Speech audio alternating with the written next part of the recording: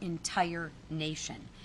If President Trump didn't survive, just think about this for a minute. Would border crossings be at an all-time low? Would Iran not have a nuclear weapon? Would Treasury have received an unexpected surplus as the president levels the playing field through his tariff negotiations? Would the stock market be at an all-time high? I doubt it. Now, as we reflect upon that day, we are reminded of just how far we've come since then and how much more we have to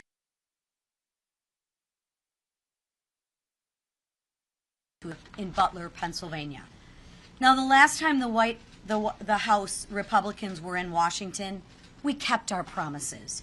Despite all the doubts, House Republicans delivered on the one big, beautiful bill, and we got it to President Trump's desk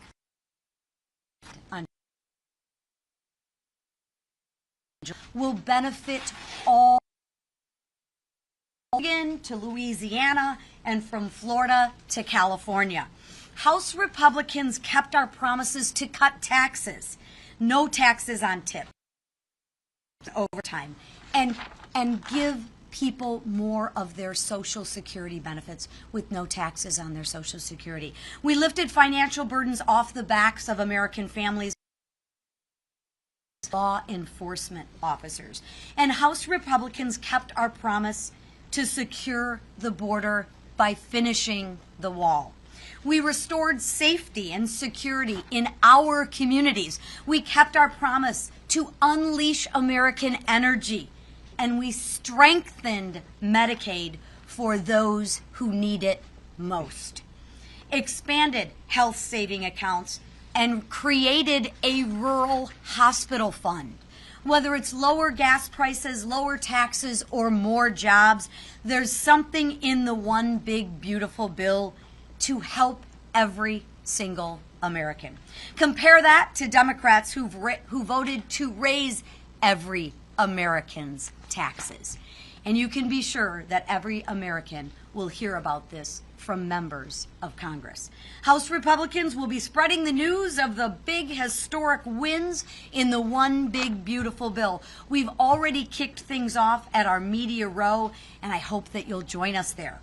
And now I will turn it over to one of my newest colleagues, freshman Representative Jimmy Patronis of Florida.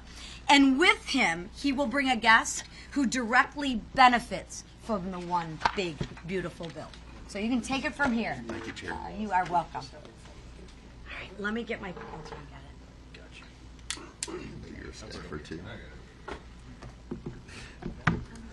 Good morning. Thank you, Speaker Johnson, Majority Leader Scalise, Whip Emmer, and Chair McClain for your leadership on the bill. As a small business owner, I was in the restaurant business for 36 years of my life, and it's really impactful what this legislation is going to ultimately do. I think there's one thing that the President understands. He understands the service industry. And as somebody who has run that industry for the last 36 years, there's a challenge we've had ever since COVID, and that has been just the efforts that we have struggled to try to find an engagement and enthusiasm back in the workforce. I think the President has a secret power, and that secret power is how to grow businesses. With the no tax on tips, we're looking at a $1,300, average $1,300 per service industry employee that is going to have new money in their pocket. That will either be servicing debt, taking care of their family, providing for their family, or just, you know what, just getting to spend their money instead of Washington, D.C. With the no tax and overtime, same thing. We're looking about $1,300. That's going to impact that hourly worker. You think about the enthusiasm that's going to have in bringing people back into the workforce or getting people more enthused about those industries where they know overtime and tips are an engagement of how they get paid. I'm excited. But, you know, now I think about my mom. When you talk about no tax on seniors, they're going to be able to hold on to as much as $6,000 in new deductions back in their pocket to offset the costs and the inflations that have been dealt to them by the Biden administration.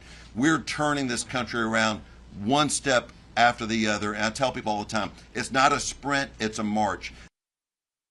We worked so hard to get this bill across the finish line. The men and women up here worked through the night, as we knew at the end of the day, the citizens of the United States spends their money better than Washington, D.C. does. And this is a testament as we're making sure they get to keep more of their money. What I also get excited about is the money that has been committed to air traffic control, as those challenges that we have faced for years have been unfortunate. And we know that we've got an aging infrastructure system. It's sad that every single Democrat that serves in that building across the street voted against putting $12 billion back into improving the system.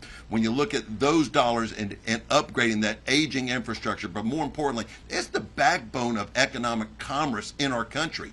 And you've got to make those investments. And sometimes it may not be sexy, but by God, to absorb state-of-the-art technology, to have that peace of mind of business in our country.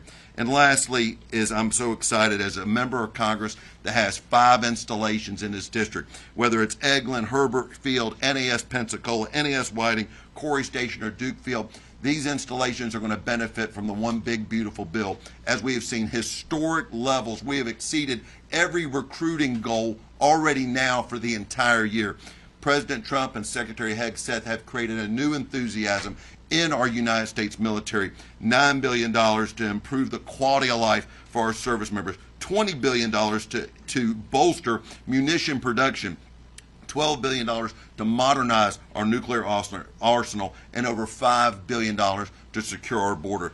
These are game changers, but it also creates an enthusiasm that lets our servicemen and women know they're appreciated, taking care of our veterans. And I'm very excited that means taking care of Florida Congressional District 1.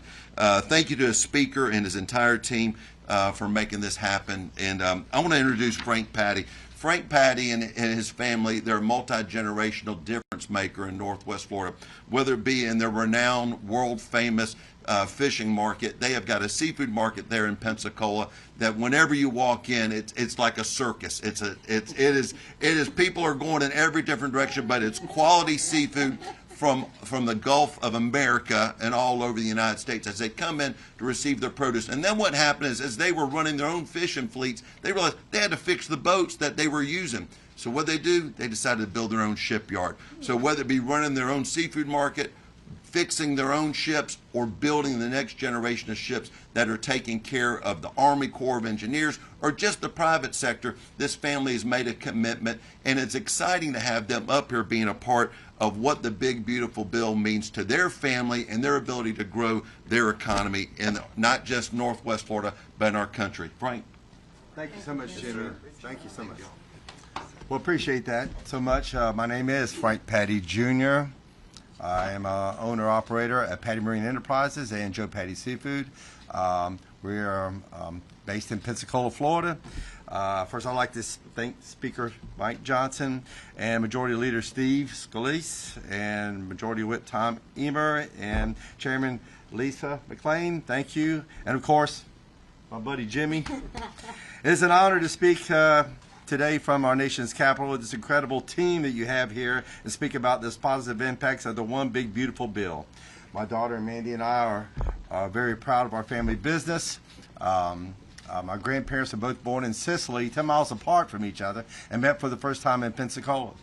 And so how this happened is really amazing, because meeting in Pensacola, my grandfather was running snapper smacks down to Campeche. He says, you going to start a business? I'm not raising this family by myself. She says, what are you going to do? You're going to get a boat? We're going to sell bait off the front porch. So here we are 97 years later. 94 years later, I'm sorry. 94 years later, it's a thriving business with high volume, serves thousands of people a day. And then we got into business to build our own fleet. So we set up a shipyard in the parking lot, rolled the first vessels in on wooden logs, very meager beginnings, and built our own fleet, operated our own fleet, sold our own product. Of course, we started building for everybody. So the fishing vessels